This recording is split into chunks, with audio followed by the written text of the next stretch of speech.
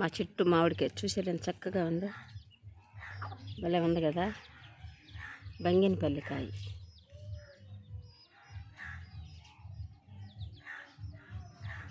అన్ని కాయలు కోతులు కొరికేసాయంట.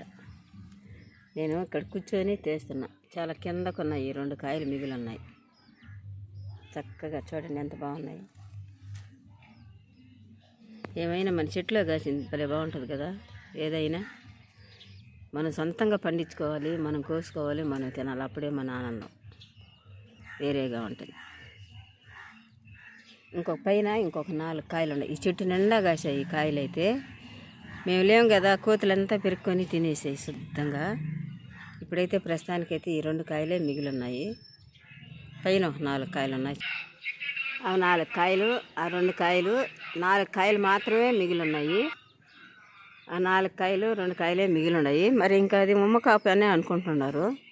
మరి ఇంకా పోతేసి కాపు కాస్తుందో లేదో తెలియదు. కానీ జామ చెట్టు కూడా కాయలు అయితే ఇంత ముందైతే చాలా బాగున్నాయి. కోతులు వచ్చి బాగా రాల్చేస్తున్నాయి.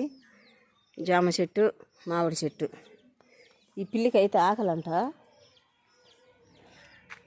నన్నైతే రుద్దుకుంటూ అరుస్తూ ఉంది.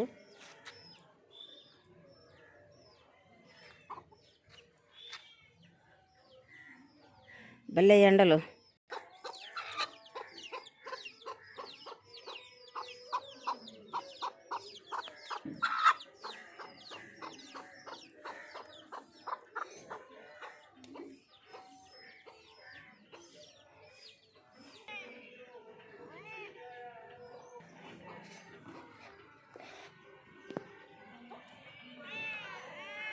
దా దా దా